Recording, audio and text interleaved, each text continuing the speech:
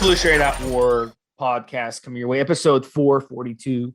This is a compound episode. Stevesmi, joined in by Ricky V, as in Victory Rock, R-O-C-K, the Rickster. What's up? Hey, what's up, Steve? What's up, guys? How's everybody doing out there? What's up? So, guys, this one, guys and gals, we've got a fun one coming your way. This is one that, it's a series that we just started on these compound even episodes, and we're going to be doing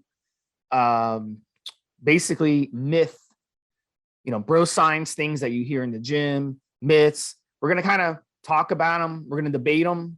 We're going to tell you some studies on this stuff. So we're going to approach this stuff from, a scientific area to kind of debunk these myths. And we're also going to approach it from an anecdotal standpoint as well. But, it's important to separate anecdotal evidence. Anecdotal evidence isn't I did something and it worked for me. That's not anecdotal evidence. Anecdotal evidence is when you go over time and you see things that happen when people are doing some a certain way. So this one's going to be a nutrition myth. Previous episode was a steroid myth. And then the next one we're thinking is going to be more of a weight training myth. And I'll give you a little preview on that one.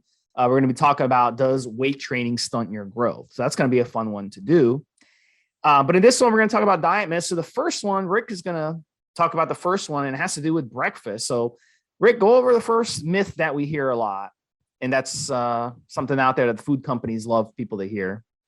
It's not a myth that guys who listen to this podcast believe anymore, I would hope. But definitely this myth that breakfast, the most important meal of the day. And this is a real mainstream myth, something that a lot of people that are not all about their fitness grind really believe and really think is real. Do you need to eat breakfast? No, you don't. You actually don't.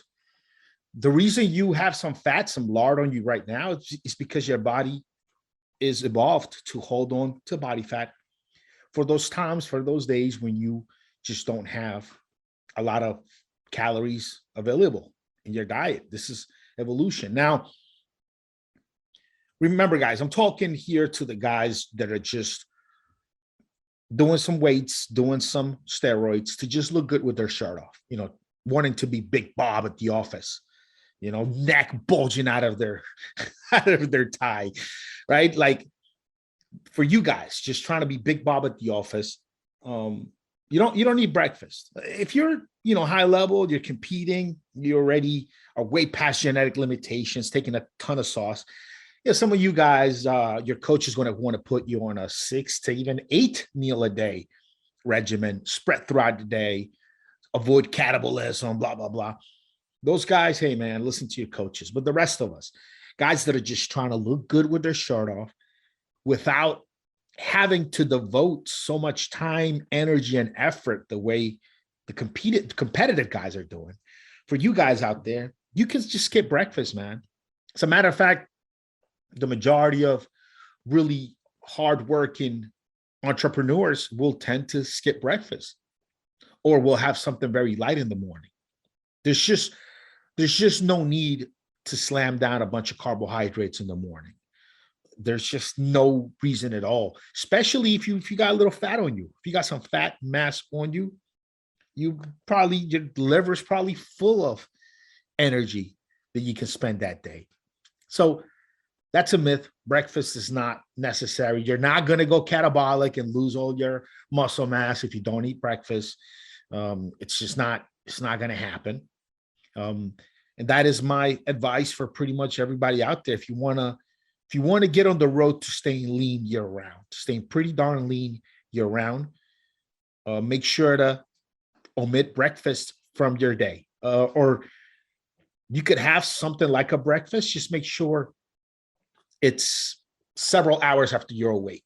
You could take all of those 6 meals and cram them down in a 6-hour period, 4 to 6, maybe 8-hour period. If you want to spread it out a little bit, get all those calories in at that time and be fine. It's easier for most of us as far as scheduling your day goes. And for you big guys out there on the competition circuit, trying to make a life out of this, trying to gain 10 to 15, 20 pounds year after year after year after year. Those guys out there, well, yeah, I mean, do what your coach says. He's probably going to have you eat early in the morning. He might even have you set up an alarm clock to wake you up in the middle of the night to go have a sandwich or a protein shake or something. If that's what the guy that you trust and you're paying money to do is telling you to do, you go ahead and do it. Rest of us winging this on our own, doing our own research, putting it all together, asking a question here and there to the forums, trying to bring it all together ourselves. You guys, you can skip breakfast. It's not necessary. You're not going to lose your gains because you skip the breakfast. As long as you get all of your necessary calories for the day, you'll be fine. As a matter of fact, I've personally found that cardio in the AM, in the morning, fasted cardio in the morning, has been one of the most powerful weapons for fat loss and getting lean that I've ever tried. Obviously, some natural coaches out there will say that AM cardio is no better, and there's studies to prove it, and to the credit that they kind of sort of are. But I'm talking about steroid users, I'm talking about guys on the motherfucking sauce. You're injecting, you're taking orals.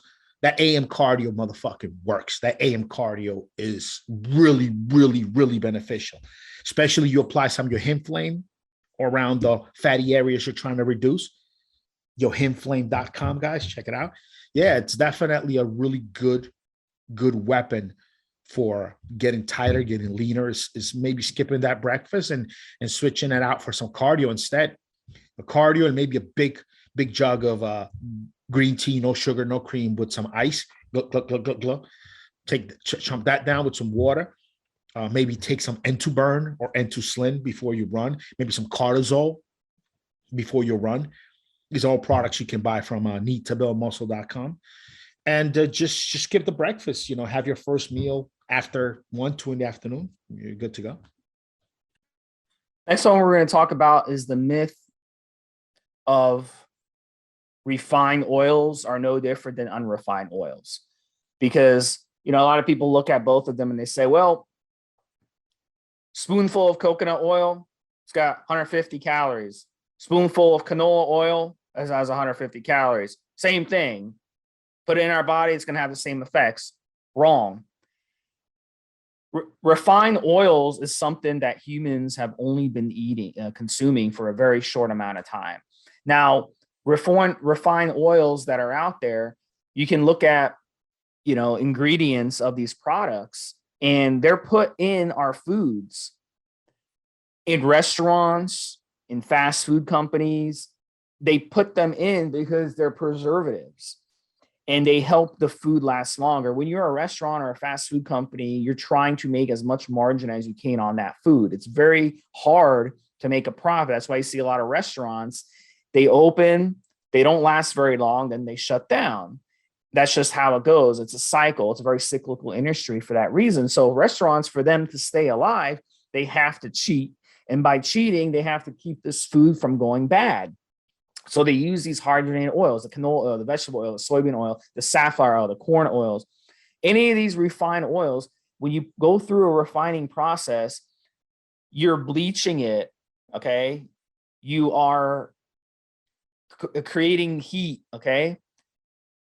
It's basically, they're altered with these chemicals to put it in, add it to these foods, including chemicals like hexane, for example. So whenever you go eat at a restaurant or eat fast food or you buy packaged foods, look at the labels of these packaged foods. You usually find one of these refined oils in there, and you're putting that in your body. And what we have seen, again, I'm talking about the scientific approach or the anecdotal evidence. The anecdotal evidence over the past 40, 50 years is an epidemic of health problems because of these refined oils. Now, these refined oils are actually banned in certain European countries, but they're legal in the United States because we don't care. People don't care enough to make us think about it. But you listen to the show and you come on the forums because you're trying to be more healthy. So you're depending on Rick and I to teach you guys how to become more healthy. And this is one of the instant ways you can reverse your health. These refined oils that you're putting in your body, they don't belong in our body, guys. They don't belong. And if you look up studies on this, studies will say that these refined oils have health benefits. But what the studies, if you actually look at the science and read the studies and read the science, it's not what it appears. Basically, you're supposed to get 2-to-1 ratio of these types of fats in our diet. But the American diet, we're getting like 20-to-1, 30-to-1, or really 20-to-0. We don't get any of these healthy fats in our diet. It's all these unhealthy fats. So the quickest way to fix that is just eliminating these unhealthy fats, because you're going to get them at some point. I mean, I'm not an idiot. I know that you're going to go eat at grandma's house and she's going to cook with vegetable oil or canola oil. Or you're going to go to a restaurant. You're going to go maybe have fast food, once in a blue moon. I mean, I don't eat fast food, but I do, on occasion, maybe I'll eat at a restaurant or something. So I'm going to get some of these refined fats, and that's fine. But getting these refined fats every day and not getting any of the healthy unrefined fats is not going to help. It's going to destroy your gut health. It's going to destroy your heart health. It's going to go into your body and cause other types of problems. We know about the gastro problems with these refined oils. And if you look at the studies, that they actually will increase your inflammatory bowel disease, your IBD, your colitis, your Crohn's disease. It's going to hurt the cells in your gut. It's going to cause a big imbalance of your gut flora. So all these gut problems that you may be experiencing can be helped greatly by just eliminating these refined oils from your diet, guys. So look for soybean oil, canola oil, corn oil, hydrogenated oil, all these oils that are in our food. Read the labels and be aware that restaurant food and fast food all has it. But here's the problem too. Olive oil, even coconut oil that you buy at a supermarket is going to be refined. You have to get the unprocessed, unrefined, and it's got to be cold pressed coconut oil. That's the one I recommend. Okay. Olive oil is very, very tricky because there's a lot of loopholes with olive oil. You can buy olive oil from the store, and legally they can include 50% of that olive oil can be another oil. All right. So that's the problem with consuming olive oil. Now, I had a podcast guest on my show like 3 years ago who came on, and he said, if it's from California, then it is, and it's in a black glass bottle, it is most likely legitimate olive oil. But if it's shipped in, you see it's from Italy or from Spain or from another country, it's likely not really pure olive oil. And so that's one of the tips he gave, but I'm not 100% sure on that. I've done some research on it. I haven't been able to confirm that. So just to make sure, to be on the safe side, I only cook with unrefined, cold pressed coconut oil. And it's an extremely healthy fat, and it has health benefits, and you will avoid these nasty, nasty hydrogenated oils that are in these refined oils that are in everything these days. And it's really compounding our health crisis that we're experiencing throughout North America. And a lot of that has to do with, the corn industry. Obviously, they want high fructose corn syrup and everything. They want these hydrogenated oils and everything. The canola industry, the soybean oil industry, these farmers and these corporate farms, they depend on us, putting this stuff in our food. So, I hate, some of these places you think, oh, it's healthy. Chipotle. Oh, Chipotle is healthy. It's healthy food. It's not. They use hydrogenated, refined sunflower oil in their food. It's horrible for you. It's absolutely horrible. So if you want, Mexican food, I love Mexican food. Guess what? You can go and make your own. Get coconut floured fajitas that are, good quality, and you can make your own, Mexican food at home using unrefined cold pressed coconut oil. But you guys really need to be aware of what's going on in your body. You have to avoid these refined oils. They are killing you. And they're affecting everything that's going on in your body, from your brain health to your gut health to your heart health. It's just affecting everything. And it really needs to be, you have to do everything you can to eliminate it from your diet, because you're still going to get it. Even if you do everything you can to eliminate it, you're still going to get it. You see what I'm saying? So you really need to just make sure that you're eliminating it. It's something that I've been studying for quite a few years, guys, and it's really going to make a big difference in your health. So that's one of the big myths right there, guys, that all cooking oils and all these all refined oils and unrefined oils are the same thing because of the same calories. No, that's it. One is toxic and one is healthy and natural. So they're not the same thing at all. So Rick, the next one we're going to get into, and if you want to comment on that, I'd like to hear your opinion on that as well. And then kind of get into the next topic, which is restricted eating and the benefits. Quality of the foods is always important. The quality of the oils, the quality of everything. We've talked about if it fits your macros a lot here on this podcast, but yeah, you have to fit your macros, but you also want good quality foods. You want to put good things into your body. You can't make it fit your macros with McDonald's and fast food, not on a daily basis, at least. So I definitely think quality of foods is great. As far as time restricted feeding is, I found, and many folks agree with me, is one of the easiest, best, simplest way to stay lean, to not have to worry about your weight getting out of control. And the main benefit to it, I find, is you kill the hunger. You kill the hunger. You kill that addiction to carbohydrates, that addiction to fast energy. Think about that, right? If you have body fat on you, hanging off of you, maybe that's why you're in the gym grind and listen to this podcast. If you had body fat hanging off of you, why would your brain be making you miserable because you haven't eaten 4 or 5 hours?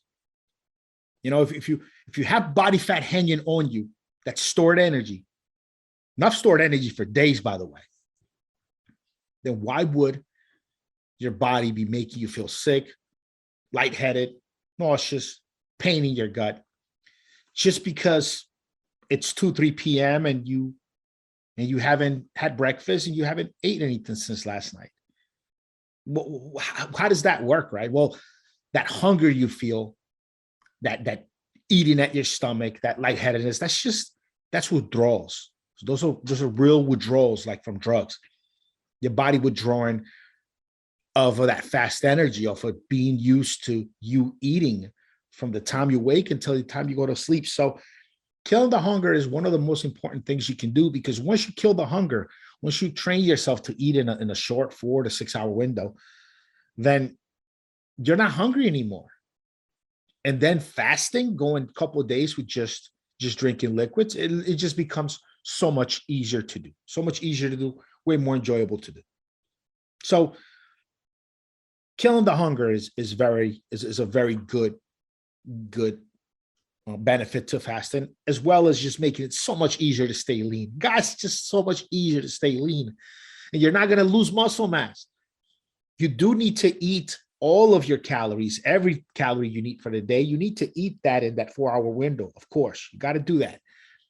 4 to 6 hour window. Some guys go with 8, whatever. You do have to do that. You do have to get all your calories in. But I've just found it to be so convenient, so incredibly convenient, to not have to worry about food all damn day.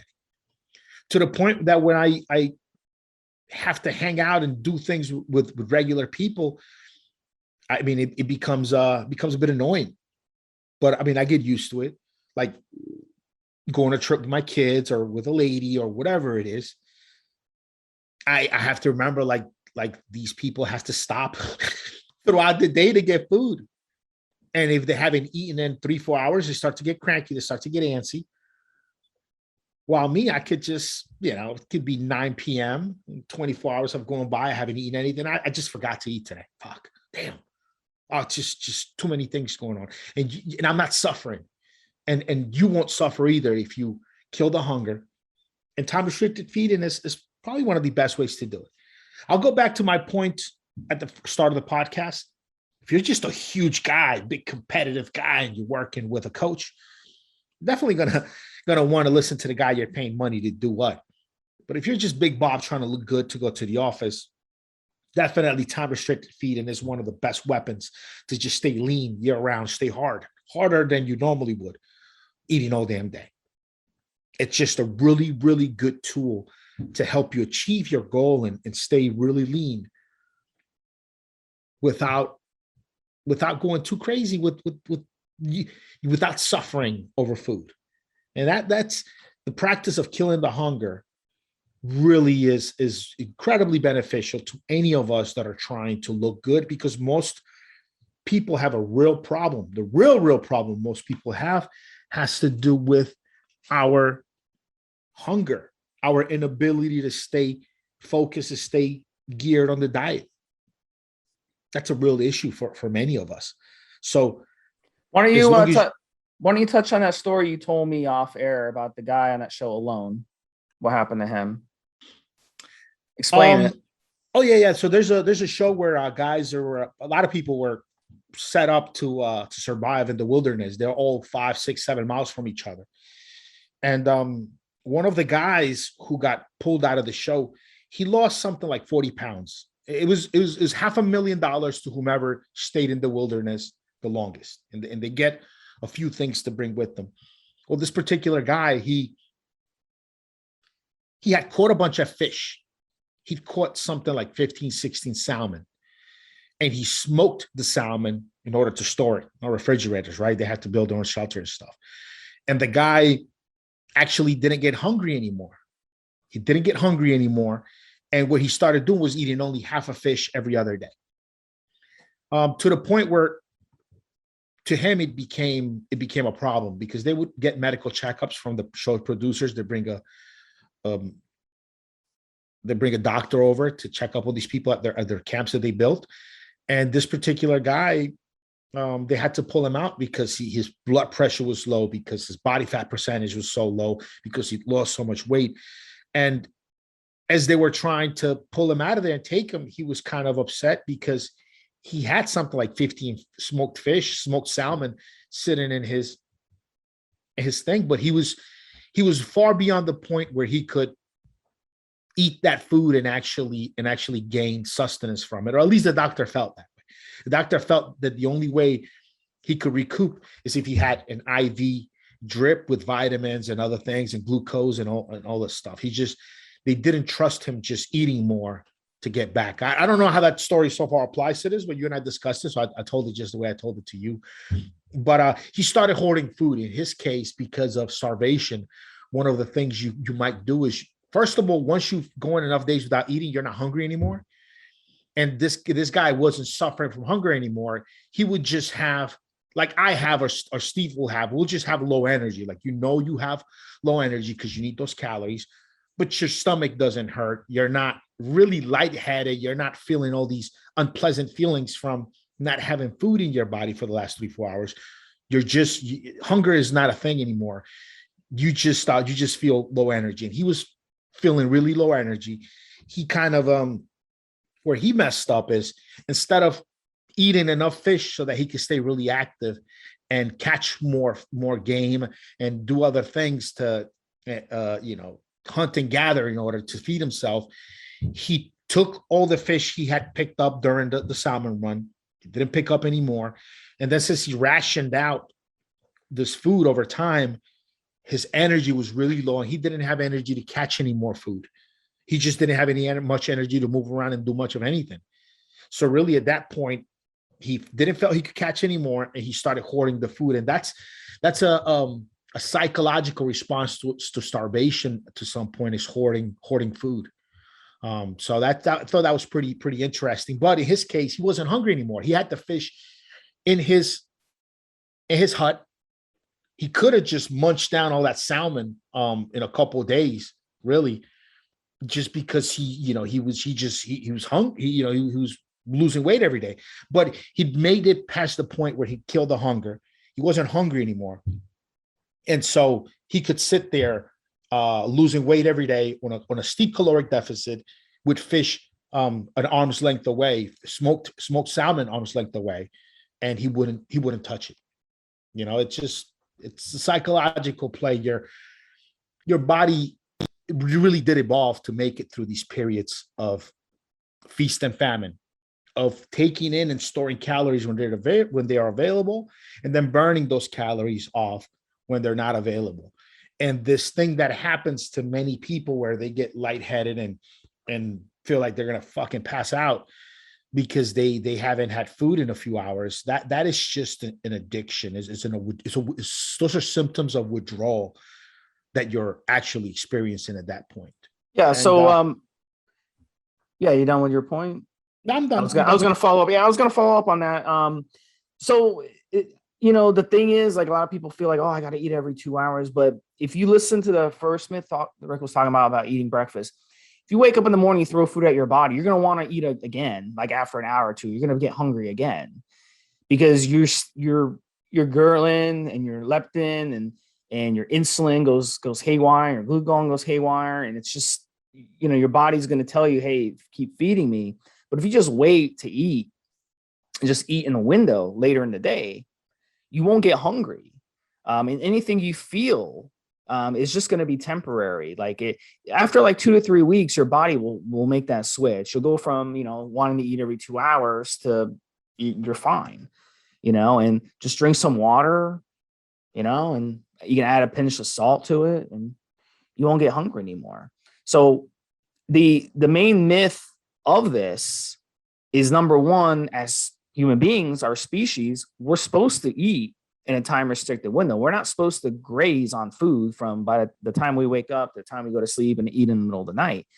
That's not how our gut are made. And if you eat that type of style, you're going to ruin your gut health. And if you ruin your gut health, you're going to ruin everything. And that's one of the reasons we have a testosterone and fertility crisis going on right now, is people's gut health. Because if you don't have good gut health, you can't absorb your vitamins and minerals. If you can't absorb your vitamins and minerals, you can't produce testosterone. You can't, your pituitary gland, your HPTA gets damaged. That's why you see all testosterone boosters. What do they have in them, Rick?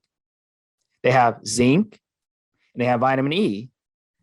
Because when your gut is destroyed, you can't absorb those foods anymore. And when you're eating shitty, which which we're going to go on to the next topic. When you eat shitty food, you don't get your vitamins and minerals, and it's a domino effect. Because if your gut is not healthy, you're not going to be able to absorb your food. That's why you see people who have Crohn's disease, which is an inflammatory disease of the gut, who eat plenty of red meat, but they have deficiencies in B12. But you have a vegan who eats a natural diet of fruits and vegetables, who doesn't have a deficiency in B12, even though they're not getting very much B12 in their diet. But the person with Crohn's, they have to inject themselves with B12 because they're not getting the B12 from their food. So when your gut suffers, you see, it's a domino effect. So what a weapon to be able to absorb and take advantage of the food you eat. That's the key to fitness. If you're going to use food to your advantage, that's what you have to do. You can't destroy your gut health by consuming these refined oils and consuming these bad foods and then expect your whole body to perform well. So this gets into our next topic, the other myth, if it fits your macros, IIFYM. Okay. This is one of the worst myths that we see out there. But the good news is these people that were pushing this IIFYM, they've all been discredited over the past few years. So here's an interesting thing. There was a study done by a gentleman, and he actually tried this. He was actually let me find this while I was look up here. So this gentleman, he did IIFYM, and it was a professor, his name was Mark Hobb from Kansas State University. And for 2 months, he ate junk food. He ate Doritos, Oreos, protein shakes, and Twinkies while hitting his protein target for the day and maintaining an energy deficit of 800 calories a day. The result of this, he went from being obese, 33% body fat, to 25% body fat, which is still pretty fucking obese, right? So he went from very obese to obese, kind of like, remember Jared from Subway? He went from being fucking morbidly obese to just fat, you know? But the commercials had him with a bunch of... It's an improvement, yeah. Yeah, it's an improvement, but it didn't get him in good shape. To federal prison then later on. Exactly. But I mean, and people still believe that eating subs can you know get you women, apparently. But okay, so this is an example. This guy went from being morbidly obese at 33% body fat, which is more than 33.4% body fat, which is more, okay, than that's more than a third of his body was fat. So he went from that to being a quarter of his body being fat, which is still 25% body fat is ridiculous. Like I can't imagine being 25% body fat.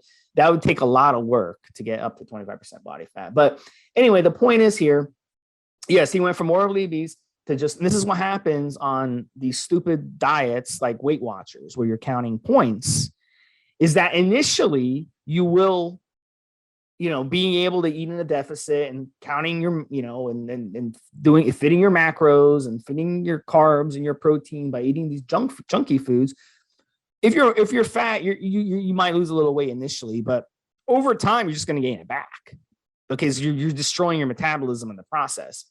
But that's not really the point. The point of this is, what is going to happen if you eat junky foods like this? Okay, and you lose weight, then all these people, these gurus who are like anorexically skinny, okay, they're like 6-7% body fat. They're those guys who've been skinny all their lives, and they're like, oh, I eat pizza once a week. I eat a whole pizza once a week. I drink beer. I eat fast food. I do all this stuff because you're already skinny. You can eat stuff like that because you're already skinny. You're going to stay skinny, but just like that heroin addict who lives under the underpass, who lives on alcohol and junk food for a living. Okay, he eats no fruits or vegetables. He eats no quality protein. Okay, no good quality meats or anything like that. Good quality protein. He's all junk. His health is severely bad, even though he's skinny. His health is severely bad. So this is why IIFYM took off, because there's a bunch of skinny dudes promoting this who can eat crap and stay skinny, but they're not telling you the damage. And even in this guy's study that he did, it was more like an experiment. It wasn't even a study. He even admits that it's not a good idea to do this, because what happens is he had a really hard time when he came off of it of controlling his satiation. In other words, when he came off of it, he was more drawn to these junky foods. So that's number one reason why you shouldn't do IIFYM. If you eat pizza once a week as a treat, you're never going to be able to stop eating that pizza. It's just going to become an addiction, like Rook was just talking about, or ice cream or sweets or anything. Any of these junky foods, you're not going to be able to get away from it. It's just like any addiction. It'd be like telling a porn addict, so yeah, it's okay to look at porn once a week, or heroin addict, oh, it's okay to take some heroin once a week, or someone who is can't, is trying to quit smoking, or an alcoholic. Oh, it's okay, you can have a shot once a week. It's no problem if you're an alcoholic. That's not how you cure addictions, guys. So if you're addicted to these junky foods, you can't just eat junky foods once a week and cure your addiction. You're just going to crave them. And what ends up happening, even if you follow a perfect diet for 6 days and then cheat on a Sunday, eventually what will happen is you're going to go back to eating those junky foods more than once a week. It's going to become twice a week, then 3 times a week, then 5 times a week, then every day. You're going to go back to the typical American diet. That's number one. Number two is the harmful effects eating these things do. You're going to be attracting disease to your body when you eat junky foods. Refined sugars, refined oils, which I just talked about, are magnets to disease. They are magnets to disease. Okay. Another thing is your micronutrient deficiencies. Okay. So what if you're hitting your targets of protein, carbs, and fats? That doesn't mean shit. What about your micronutrients? What about the vitamins and minerals? Are there vitamins and minerals in Twinkies? Are there vitamins and minerals in pizza? Are there vitamins and minerals in, you know, these junky foods and French fries and all this crap drenched in refined oils? No, not only is there no vitamins and minerals, they actually leach your body of vitamins and minerals. So bottom line, guys, IIFYM, if you are, you know, someone trying to lose weight, IIFYM and counting, you know, you counting your calories and eating junk food to lose weight may work initially, like it did with this gentleman here that I talked about, but it's not going to work long term. It doesn't work. And if you're a skinny guy and you follow IIFYM, it may work for you. But guess what? Your gut health is shit. Your addictions are shit. You have no control over what you eat. Okay, it's mind over matter. And it's not going to be good. It's not healthy for you. It's a magnet to disease. It's not good for aging. It's not good for any of this stuff. And your gut health is going to suffer. You're going to be one of these guys that have to take, you know, something to go to the bathroom. Or you're going to be one of these guys who have to take antacid medication because your gut health is so compromised. And, you know, it's not what we want. We're about health. I'm trying to teach you guys how to be healthy here. So you want to put good quality, whole food things in your body. You have to watch what you put in your body, guys. You have to do it. This is, we're doing, you know, it doesn't make any sense for people to push IIFYM. If they're in the fitness industry, it makes no fucking sense to push this ridiculous idea that you can eat Twinkies and pizza and French fries and it's going to lead to health, because it won't. These foods are extremely bad for you guys. And then, like, you know, some people say, oh, my health is great. My health is perfect, blah, blah, blah. Look, if you're eating those foods, your health is not perfect. Because of the thing, here's the thing with bodybuilding. Here's another thing these guys don't understand, these skinny guys. They look themselves in the mirror and they see someone who they think is healthy. But we don't know what's inside. We don't know what's inside. That's the thing with bodybuilding. No one cares what's inside in bodybuilding. It's all what's in the mirror, right? That's why you see pro bodybuilders dropping dead in their 40s. They look incredible on the outside, but they're dead on the inside. You know what I'm saying? So definitely, you know, it's all about what you put in your body. And another thing too, energy levels.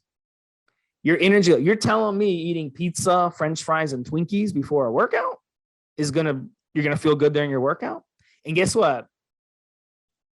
If you're that type of person who says, you know what, I feel good after eating that stuff, you will feel better eating healthy food before a workout. If you know, 2-3 hours before a workout that day, what you put in your body the day of a workout is going to make a huge difference of how much energy you have during your workout and how much your body is going to be able to, you know, bust its ass because you're putting a lot of stress. And that's the last point I'm going to make on this before I let Rick, you know, chime in a little bit. Stress. We talk about stress a lot. Have you ever been in a situation where you went to the gym and something was stressing you out? You know, you had a bad day at work, or, you know, something, you fight with your wife or husband or whatever. You go to the gym and your workout's just not the same. Well, it's the same thing with food. Food, for most of us, is actually the number one stressor, because you put foods in your body that stress your body that is hard to digest. You know, you put something in your body like pizza, which is freaking 50 different ingredients in a pizza. Okay. Your enzymes in your body have to get released to process that food. And it's hard on your body to process a pizza or process a Twinkie or process, you know, any other of these other junky foods, that Pop-Tarts or any of this crap that people that do IIFYM follow. That's just stressing out your body. That's energy being taken away from your workout. Just like when you play a video game, you have a certain amount of the bar. And when the bar goes down to 0, then, boom, game over. Then you have to put another quarter in the machine to do another game, right? It was the same thing with your body. The more you stress it out, you go to the gym and now you're stressing your body out again, working out. Doesn't make any sense. So if you can focus in on your workout and eat healthy foods that don't stress your body out, single ingredient whole foods, your workout is going to be exponentially better, and you won't stress out your body. So that is my reasoning why IIFYM is a myth. And frankly, these guys that were pushing it a few years ago, they're all gone anyway. Because all the people they were coaching on this shit realized that shit don't work. So I don't see anyone with any legitimacy even pushing this crap anymore for that reason. There's a few guys out there who don't know shit about nutrition. They never read a nutrition book in their life, still pushing it. But like any legitimate person does not push this crap who has any type of education on nutrition. So Rick, I'll let you finish out if you have any final thoughts on these myths. We've said it many times. You always want to focus on good, wholesome foods. If you do have a McDonald's or Burger King or Taco Bell or one of these cheat meals, which I'll do every once in a while, especially if I'm doing a lot of MMA training for that month, if I'm going to dojo 3-4 times a week and rolling and stuff, I'm definitely need a lot of calories. So for a situation like that, I might slam down some fast foods. Now, what I don't do is this. I never take a soda. Make sure to ask for seltzer water if you're going to do that. Also, take some 3D multi or some Entugard along with those calories. So that way you actually add vitamins and minerals and nutrients and good things to what otherwise would be just a kind of an empty calorie meal. And 3, I always take dietary fiber after I've eaten the food. Once my stomach settles a little bit, I'm not as full, I'll take a big scoop of psyllium husk and wash that down. And if you add some a few capsules of Entugard or a couple tablets of 3D multi, one of my products, guys, that I sell, we sponsor the show, then you're adding vitamins and minerals to that food. And then if you go ahead and put some psyllium husk behind it, then that cheat meal is not so bad, especially if you omit the sugar. You just don't drink the sugar water. There's just no need for it. Okay. So you could have, if you want to have a number 2 from Burger King with extra bacon and cheese and large fries, and just get a seltzer water, no sugar, and a couple of tablets of 3D multi, or maybe a tablet of 3D multi and 3 capsules of Entugard. That's a good stack. Boom, right with it. And then an hour or 2 later, some psyllium husk. Maybe if you got some psyllium husk an hour before, an hour after, big scoop of it. That's a good way to deal with one of those styles of cheat meals, but not on a daily basis. You don't want to on a daily basis really take a huge part of your calories from these junk foods. There's a lot of different things. There's a reason why those damn patties taste the same no matter what part of the country you're in. But if you go to a burger house in the same town, 2 different burger joints in the same house, burgers would be completely different. But every damn patty from these fast food places tastes the same, no matter if you're in NY, Florida, Cali, Washington, Puerto Rico, Alaska, whatever, they all taste the same. There's a lot more going on there than meets the eye, and you got to understand that. So cheat meal's good. If you're in a heavy caloric requirements because you're doing MMA, you're cycling a lot. You're not just lifting weights to look good. You're actually doing real active things with your body that make you burn a ton of calories.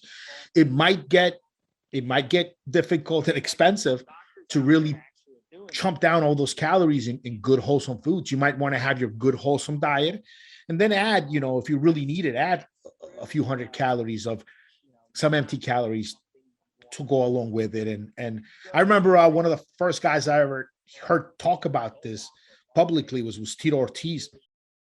Big guy, and he was doing training sessions going up to a fight. He'd have to have some fast food because it would just be hard and impossible to get enough calories in to train. But then he was also having good, wholesome meals to get all of his nutrition on the side as well. And that's a good fix for guys who need more calories. But I'm sure that's not the majority of you out there. The majority of you out there are not worried about getting more calories. Some of you have extra lard, extra weight to lose. And for you guys, yeah, do not subscribe to if it fits your macros. You really want to go as wholesome and organic as possible. A quick note, Steve, I read a recent article, pretty interesting. They archaeologists used to never pay much attention to poop, even though a human poop, really old human poop, has been found many a times and has been collected, but they never really got into it as much as they have the last few years. And we figured out that ancient man used to have about 100 grams of fiber in their diet every day. 100 grams of fiber, guys. How much fiber that is? A couple scoops of psyllium husk might give you, 10, 20, 30 grams of fiber if you got big scoops.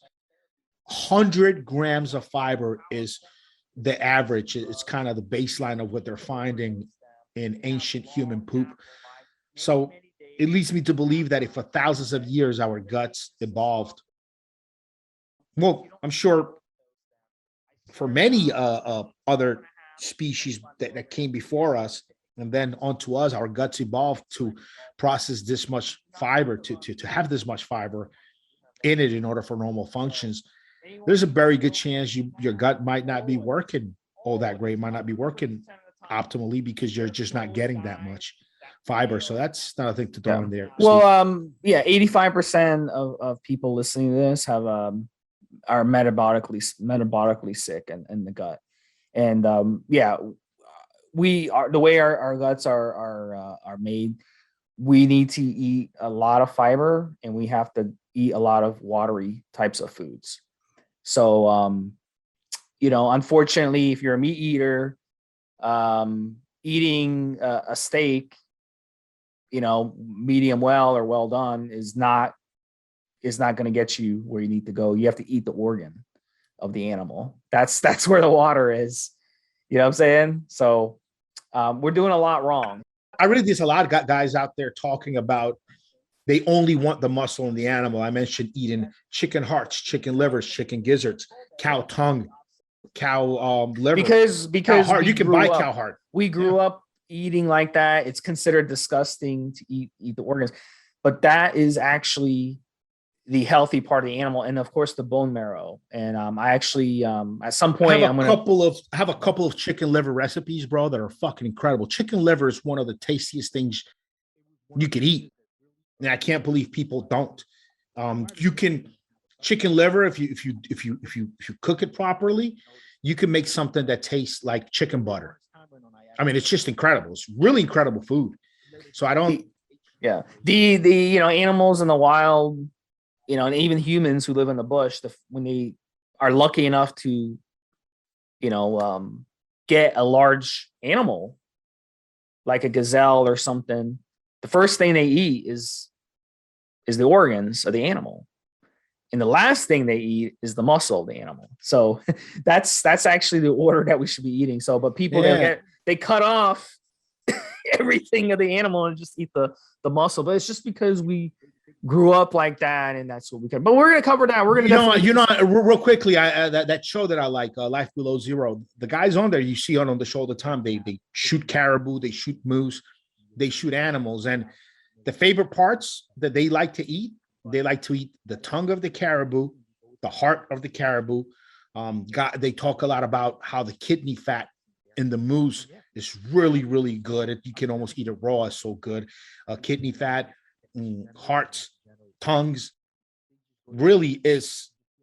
It's these are like the parts of the body that are nice. There is a guy walked by what could easily be seen. It was just a scene. It was done with a bear had been eaten. Apparently, a bear had been cannibalized by another bear. They'll do that sometimes. And this particular bear, the winning bear, the one that ate him, ate his tongue, his heart, liver, some of its organs, and left the arms and legs, left all the meat, and basically ate just the organs of the animal, because at the end of the day, that's where most of the nutrition is. There is definitely nutrition in the meat, in the muscle. Let's not say there isn't. There definitely is. But the plethora of different vitamins, minerals, and all these good things that are in the organs, it's much wider. I mean, it's more. But it's the reason is the least watery part of the animal is the muscle, especially when you cook it. So we're talking about maybe, I don't know, 40% water. And then when you cook it, it shrinks. Obviously, when you cook a steak, you notice it shrinks for a reason. And the diversity of cells, all cells are built of a different, all of the different cells in the body have a bit of a different amino acid makeup, because for whatever job that cell is meant to do, it'll be built with like the amino acids, the organelles, everything the cell needs for that job. Well, muscles only have a very limited type of cells, where an organ might have many different types of cells going through it. Something like a liver, like a kidney. I mean, there's a lot of different cells made up of different things, different combinations of amino acids with minerals, vitamins are necessary. So there's more nutrition, a wider, different amount of things that your body needs in all of these organs. It's just the way it is. All right, guys, sums it up. And then, of course, your fruits and vegetables, we want fiber. Like, I know people, they don't eat any fruits or vegetables, none. All they, it's just, it's incredible. And fruits and vegetables are very, very important to get water in and fiber in our diet. So for people out there that have a hard time with taking a lot of fruits and vegetables, just having like a really good organic greens powder that you have a couple of scoops off a day, and having some good psyllium husk.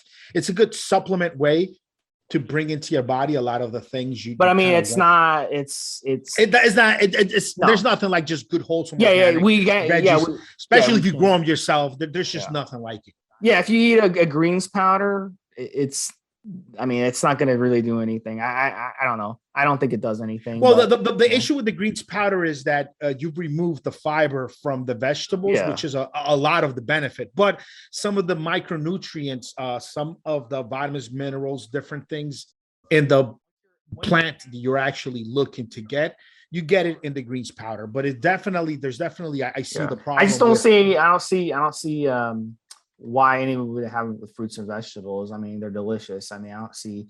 I just don't get it. I agree. I love it.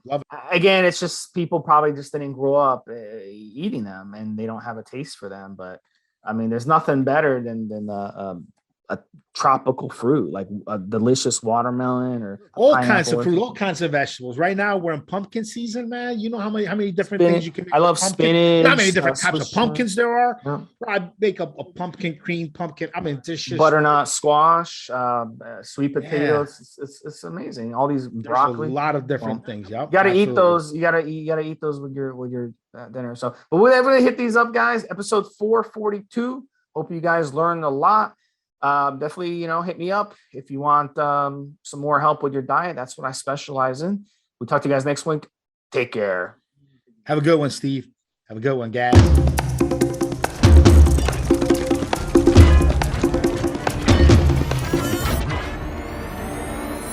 Guys, this is the required legal disclaimer. We are only sharing our experience from years of steroid use. We are not doctors, and none of what we say should be regarded as medical advice. Always check with your doctor before taking any drugs or starting any training program.